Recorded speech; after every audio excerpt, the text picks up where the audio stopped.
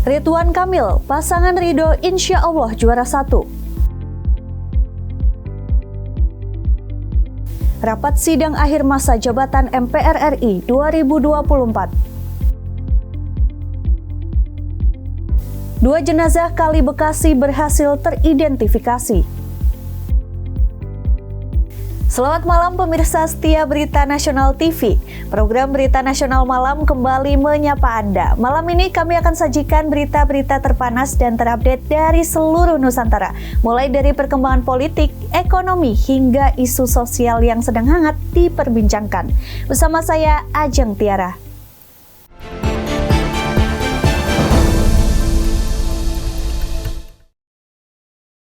Tiga pasangan calon gubernur calon wakil gubernur DKI Jakarta, Ridwan Kamil Suswono, Dharma Pongrekun Kunwardana, dan Pramono Anung Rano Karno secara bersama-sama mendeklarasikan kampanye damai pada Pilgub Jakarta 2024 di kawasan Kota Tua Jakarta. Tiga pasangan calon gubernur wakil gubernur DKI Jakarta, yakni Ridwan Kamil Suswono, Dharma Pongrekun Kunwardana, dan Pramono Anung Rano Karno mendeklarasi kampanye damai pada Pilgub DKI Jakarta 2024 yang diselenggarakan oleh KPU DKI Jakarta di Kota Tua Jakarta Selasa 24 September 2024. Dalam deklarasi kampanye damai, masing-masing paslon mengucapkan deklarasi kampanye damai yang dipandu oleh Ketua KPU DKI Wahyu Dinata, yang kemudian menandatangani deklarasi. Kami calon gubernur dan wakil gubernur. Partai pengusul beserta tim kampanye dan para pendukung berjanji. Partai politik pengusul serta tim kampanye dan para pendukung berjanji. 1. Mewujudkan pemilihan yang langsung, umum, bebas, rahasia, jujur, dan adil. 1. Mewujudkan pemilihan yang langsung, umum, bebas, rahasia, jujur, dan adil. 2. Melaksanakan kampanye pemilihan yang aman, tertib dan damai, berintegritas, tanpa hoaks, tanpa politisasi sara, dan tanpa politik uang. 3. Melaksanakan kampanye pemilihan berdasarkan peraturan perundang-undangan yang berlaku. Dari Jakarta, tim liputan dan kru Berita Nasional TV melaporkan. Pasangan calon nomor urut 1 di Pilgub Jakarta 2024 Ridwan Kamil Suswono atau Ridho, seusai deklarasi kampanye damai meyakini bila dirinya bersama pasangannya insya Allah juara 1 sesuai dengan nomor urutnya. Pasangan calon nomor urut 1 Ridwan Kamil Suswono atau Ridho menyampaikan rasa optimisnya akan terpilih jadi gubernur dan wakil gubernur Jakarta di Pilgub Jakarta 2024. Dalam pidato seusai deklarasi kampanye damai, Ridwan Kamil mengatakan Pilkada Jakarta jadi pilkada teladan, menjadi pilkada percontohan yang kemudian menutup pidato sambutannya dengan berpantun. Dari Jakarta, tim liputan dan kru yang bertugas melaporkan. Pasangan calon gubernur wakil gubernur nomor urut 2 Dharma Pongrekun Kunwardana seusai deklarasi kampanye damai terus mengkampanyekan pentingnya adab, Jakarta menjadi kota yang beradab. Paslon nomor urut 2 Dharma Pongrekun Kunwardana pada pidato sambutan di deklarasi kampanye damai pemilihan gubernur dan wakil gubernur DKI Jakarta tahun 2024 terus mengkampanyekan pentingnya adab dalam membangun kota Jakarta. Kemudian dia memulai pidatonya dengan filosofi nomor 2 sebagai nomor urutnya. Dharma juga menekankan pentingnya adab dalam membangun kota Jakarta. Ia mengatakan bahwa paslon 1 dan paslon 3 bukan rival melainkan sahabat dalam mengharmonikan Jakarta. 02 ingin menerangkan bahwa filosofi 2 seperti yang saya angkat ini adalah yang tersurat 2, yang tidak tersurat 5, makanya seperti 5 Romawi. 2, sila kedua, keadilan sosial bagi seluruh, saya ulangi, sila kedua, kemanusiaan yang adil dan beradab. Dari Jakarta, tim liputan dan kru yang bertugas melaporkan. Pasangan calon nomor urut 3 Pramono Anung Rano Karno pada deklarasi kampanye damai di Kota Tua Jakarta menyampaikan bahwa Jakarta mempunyai sejarah panjang sebagai barometer ekonomi dan pertumbuhan bangsa. Pasangan calon nomor urut 3 Pramono Anung Rano Karno atau Mas Pram Bang Dul pada Selasa sore kemarin di acara deklarasi kampanye damai KPUD Jakarta di Kota Tua Jakarta mengatakan bahwa Jakarta memiliki sejarah panjang dalam pertumbuhan bangsa. Sementara itu calon wakil gubernur Rano Karno atau lebih dikenal dengan Bang Dul, paslon nomor urut 3 ini memberikan pantun sebagai penutup dari pidato deklarasi damai pemilihan gubernur DKI Jakarta tahun 2024 dengan gaya Betawinya. Kantor gubernur zaman dulu, kita diingatkan bahwa Jakarta ini mempunyai sejarah panjang sebagai barometer ekonomi dan pertumbuhan bangsa Indonesia. Sekarang di Pilkada tahun 2024 ini, kita ingin memberikan bukti kepada daerah-daerah bahwa Jakarta bisa menjadi best practice, menjadi contoh demokrasi yang berjalan dengan baik, demokrasi yang menghasilkan pemimpin baik, tanpa adanya kampanye yang bersifat etnisitas, agama, sara, hoak, manipolitik, dan sebagainya. Maka untuk itu, mari kita menyambut Jakarta pemilihan gubernur ini dengan riang gembira. Dari Jakarta kita tunjukkan kepada seluruh negeri bahwa Jakarta merupakan contoh yang baik bagi demokrasi. Kerja keras dan rajin sholat. Musim pilkada bareng ame musim hujan. Semoga aparat, KPU, Bawaslu sehat walafiat. Dari Jakarta, tim liputan dan kru yang bertugas melaporkan. Informasi berita lainnya akan kami sajikan usai jeda berikut ini. Tetaplah bersama kami di Berita Nasional Malam.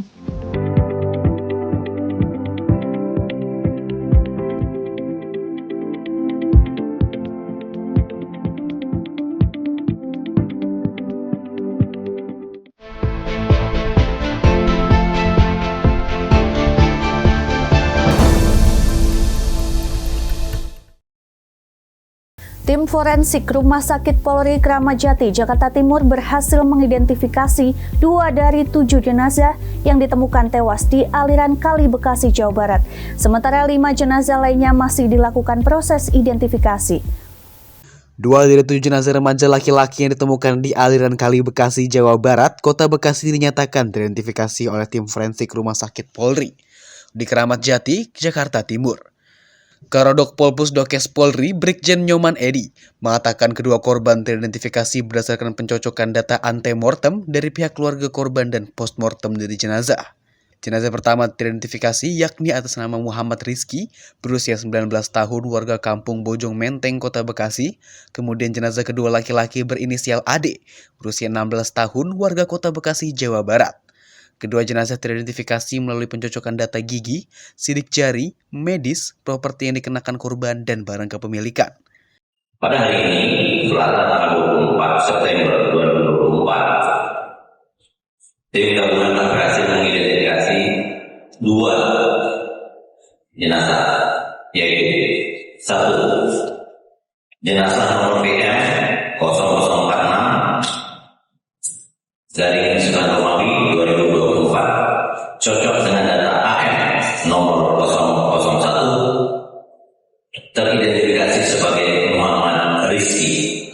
Nomor 2, jenazah nomor PM 0048 dari Sunan Romawi 2024, cocok dengan data AM nomor 002, teridentifikasi sebagai Ahmad Ali, laki-laki, 16 tahun, alamat Bantar Gebang Utara, RT 02, RW 04, Kelurahan Bantar Gebang, Kota Bekasi, berdasarkan data gigi, sidik jari, medis, dan properti. Sehingga jumlah total jenazah yang teridentifikasi sampai hari ini. Sementara untuk 5 jenazah korban lainnya, hingga kini masih berada di ruang instalasi forensik RS Polri Kramat Jati, tahu posko postmortem tim DVI karena belum dinyatakan teridentifikasi. Proses identifikasi masih terus berlangsung. Pihak rumah sakit masih perlu melakukan pencocokan data antemortem yang diberikan pihak keluarga korban dengan data postmortem dari jenazah untuk memastikan identitas. Sedangkan 5 masih ada beberapa data yang kurang dan perlu pemeriksaan lebih lanjut. Karena kita masih mengumpulkan data lebih lanjut kepada keluarga. Terus untuk jenazah yang kedua ini kita sudah menghubungi keluarganya untuk menjemput dan nanti akan kita antar. Dan sudah kita laksanakan pemulasaran jenazah dan kita sudah masukkan dalam tim. Demikian jawaban dari saya. Si 2 dari 7 jenazah di Kali Bekasi langsung diserahkan kepada keluarga oleh pihak Rumah Sakit Polri, Kramat Jati, Jakarta Timur pada Selasa sore. Keduanya langsung dibawa ke wilayah Kota Bekasi untuk nantinya dikebumikan. 2 dari 7 jenazah remaja laki-laki yang ditemukan di aliran Kali Bekasi, Jawa Barat, Kota Bekasi dinyatakan teridentifikasi oleh tim forensik Rumah Sakit Polri di Kramat Jati, Jakarta Timur. Karodok Polpus Dokes Polri, Brigjen Nyoman Edi, mengatakan kedua korban teridentifikasi berdasarkan pencocokan data antemortem dari pihak keluarga korban dan postmortem dari jenazah. Jenazah pertama teridentifikasi yakni atas nama Muhammad Rizky, berusia 19 tahun, warga kampung Bojong Menteng, Kota Bekasi. Kemudian jenazah kedua laki-laki berinisial AD, berusia 16 tahun, warga Kota Bekasi, Jawa Barat. Kedua jenazah teridentifikasi melalui pencocokan data gigi, sidik jari, medis, properti yang dikenakan korban, dan barang kepemilikan. Sementara untuk 5 jenazah korban lainnya, hingga kini masih berada di ruang instalasi forensik RS Polri Kramat Jati, tahu posko postmortem tim DVI karena belum dinyatakan teridentifikasi. Proses identifikasi masih terus berlangsung. Pihak rumah sakit masih perlu melakukan pencocokan data antemortem yang diberikan pihak keluarga korban dengan data postmortem dari jenazah untuk memastikan identitas.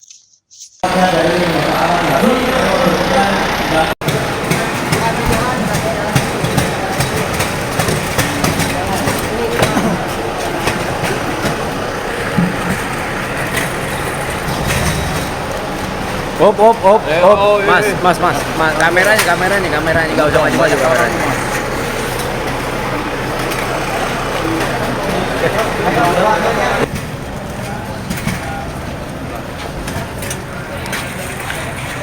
Ayo maju.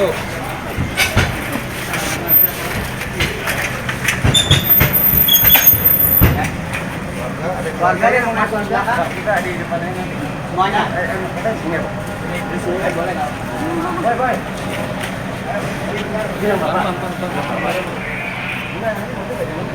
Ayo Pak. Ya.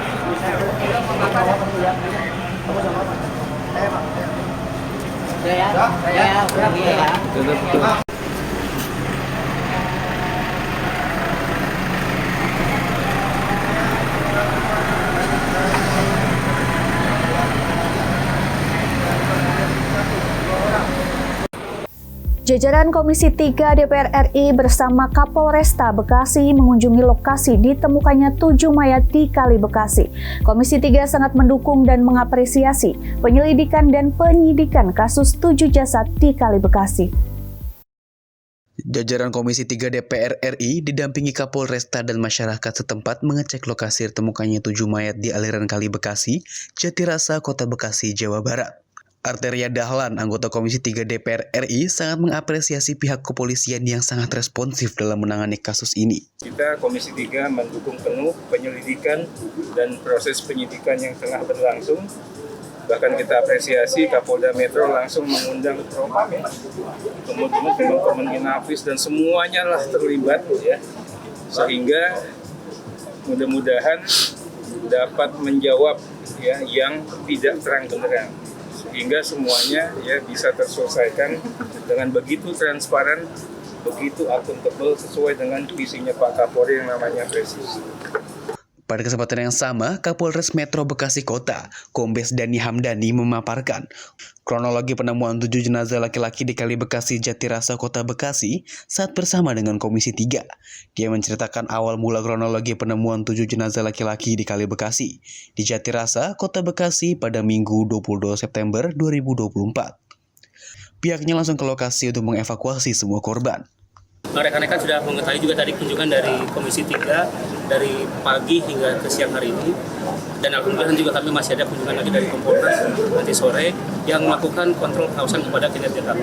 Sehingga kepastian untuk transparansi dan akuntabilitas dari kinerja kepolisian bisa diukur langsung oleh rekan-rekan dari media maupun masyarakat. Pak, tapi menegaskan kembali bahwa patroli itu sudah biasa dilakukan di daerah. Kami setiap hari melaksanakan patroli prosesi, tidak hanya pagi, siang, bahkan sampai ke subuh. Kejadian pukul 3, pukul 4 subuh kami melakukan patroli. Tapi keberadaan remaja yang di base camp itu memang baru ditemukan Sabtu. Berdasarkan laporan dari warga, kemudian kami mendatangi ke lokasi tersebut. Untuk keluarga pekerja apakah polisi sudah mendatangi? Sudah, bahkan sudah ketemu juga di rumah sakit. Kami saat ini mereka menunggu untuk istilahnya jenazah dibawa kembali ke. Pelaku insiden penyiraman air keras kepada anggota kepolisian yang hendak membubarkan tawuran di Jalan Raya Joglo, Kembangan, Jakarta Barat diringkus petugas. 10 pelaku penyiraman air keras kepada tim perintis presisi Polda Metro Jaya dan Polres Metro Jakarta Barat berhasil diringkus dan 3 diantaranya ditetapkan sebagai tersangka. Hasil pemeriksaan, motif penyiraman cairan kimia ini diduga balas dendam karena salah seorang pelaku merupakan korban penyiraman air keras hingga mengalami kebutaan saat terlibat tawuran 2023 lalu. 2 dari 3 penyiram air keras kepada anggota kepolisian ini digiring petugas di kantor Polres Metro Jakarta Barat pada Selasa sore.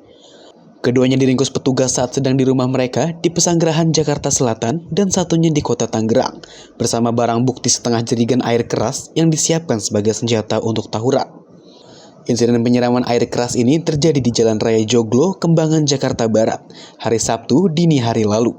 Saat itu, tim perintis presisi Polda Metro Jaya dan Polres Metro Jakarta Barat mendatangi lokasi setelah mendapatkan informasi sekelompok remaja hendak melakukan tawuran. Namun naas, petugas yang hendak membubarkan malah disambut dengan siraman air keras oleh tersangka hingga melukai 2 anggota kepolisian. Di wilayah hukum Polsek Kembangan, Jakarta Barat, berjumlah kurang lebih sekitar 15 motor dinas dipimpin oleh 1 orang perwira. Kemudian ketika tiba di TKP, mendatangi sekelompok remaja yang akan tawuran. Ketika akan dibubarkan, kelompok pemuda tersebut sempat membubarkan diri dan masuk ke dalam gang. Namun tiba-tiba dari gang tersebut ada beberapa orang yang langsung berlari mengarah kepada petugas tim patroli presisi dan menyiramkan air yang diduga air keras dengan menggunakan gayung. Akibat dari penyiraman menggunakan air keras tersebut, terdapat 2 orang korban dari anggota tim patroli presisi Polda Metro Jaya. Majelis Permusyawaratan Rakyat atau MPR Republik Indonesia hari ini menggelar sidang paripurna akhir jabatan periode 2019-2024. Rapat diselenggarakan di Ruang Rapat Paripurna 1, Gedung MPR DPR DPD RI Senayan, Jakarta Pusat. Pemirsa Berita Nasional TV, Majelis Permusyawaratan Rakyat hari ini menggelar rapat paripurna akhir masa jabatan periode 2019-2024. Rapat baru saja diselenggarakan di Ruang Rapat Paripurna 1, Gedung MPR DPR DPD RI Senayan, Jakarta Pusat. Sidang paripurna dipimpin oleh Ketua MPR RI Bambang Susatyo yang juga turut dihadiri oleh pimpinan DPR lainnya seperti Ketua DPR RI Puan Maharani, Wakil Ketua DPR RI Dasko, Ludwig F. Paulus, Rahmat Gobel, hingga Muhaimin Iskandar. Agenda siang hari ini yakni penetapan putusan terkait perubahan tata tertib MPR dan rekomendasi MPR RI masa jabatan 2019-2024. Ada 2 agenda yang dibahas dalam rapat paripurna hari ini, berikut rinciannya. Penetapan putusan terkait perubahan tata tertib MPR, rekomendasi MPR RI masa jabatan 2019-2024. Langsung dari Gedung DPR RI, Kanza Michaela, Galuh Anggara, Berita Nasional TV melaporkan. Presiden Republik Indonesia Joko Widodo melakukan kunjungan kerja di Provinsi Kalimantan Barat pada 24 September 2024. Presiden Jokowi mengunjungi Pasar Mawar, Kota Pontianak untuk memantau harga dan ketersediaan bahan pokok. Dalam kunjungan ke Pasar Mawar, Presiden Joko Widodo meninjau langsung harga sejumlah bahan pokok. Presiden menyatakan bahwa harga-harga di Pasar Mawar relatif stabil, bahkan beberapa komoditas sempat mengalami penurunan.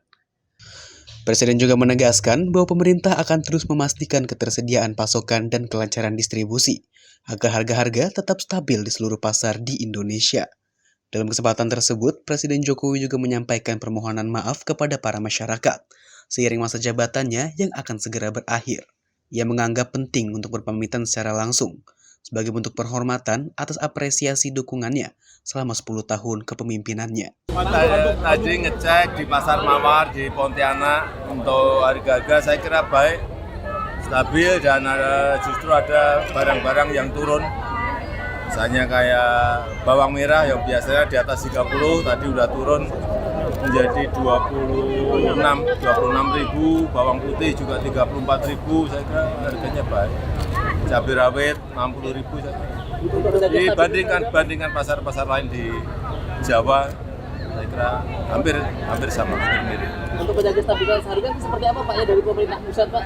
Ya, kita akan mengatur pasokannya aja. Pasokan selalu ada, distribusi nggak terhambat, transportasi nggak terhambat, saya kira semuanya akan baik. Pak tadi sempat pamit dengan masyarakat Pak, ini apakah untuk pamitan juga kepada masyarakat Pak? Ya kan penting lah, datang dengan muka, purna tugas juga dengan pamit dan minta maaf. Informasi berita lainnya akan kami sajikan usai jeda berikut ini. Tetaplah bersama kami di Berita Nasional Malam.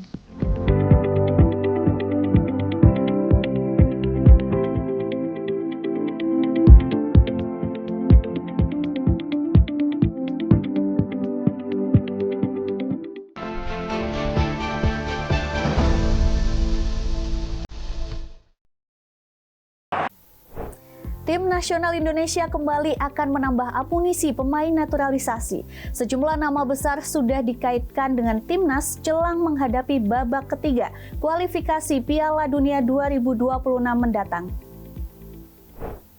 Tim Nasional Indonesia terus menambah kekuatannya jelang kualifikasi Piala Dunia 2026. Setelah Mads Hilgers dan Eliano Reindeers, PSSI dikabarkan telah melakukan negosiasi dengan sejumlah pemain dengan nama besar yang berada di Liga Eropa. Nama pertama yang mencuat adalah Jairo Riedwald. Seperti diketahui, Jairo kedapatan sudah memasang bendera merah putih pada akun Instagramnya. Mantan pemain Crystal Palace ini diharapkan mampu menambah lini tengah merah putih yang sudah diisi Tom Haye dan Ivar Jenner. Pengalamannya di level Eropa bersama Ajax dan Crystal Palace ini diharapkan menjadikan lini tengah timnas semakin tangguh. Nama berikutnya adalah Jayden Oosterwolde. Menurut media Vietnam, pemain klub Fenerbahce ini dikadang-kadang akan segera menjalani naturalisasi bersama timnas Indonesia. Tak kunjung mendapatkan tempat di timnas Belanda, anak asuh Jose Mourinho ini dikabarkan tertarik gabung di timnas Indonesia. Jayden juga terlihat cukup dekat dengan Mads Hilgers yang baru saja dinaturalisasi oleh PSSI. Bahkan dirinya belum sekalipun absen bersama klub Turki tersebut di musim ini. Jayden juga sukses membawa Fenerbahce berada di papan atas Liga Turki saat ini. Pemirsa, informasi tadi sekaligus mengakhiri jumpa kita. Demikian Berita Nasional Malam telah menemani Anda. Saya Ajeng beserta kru yang bertugas pamit undur diri. Selamat malam dan selamat beristirahat.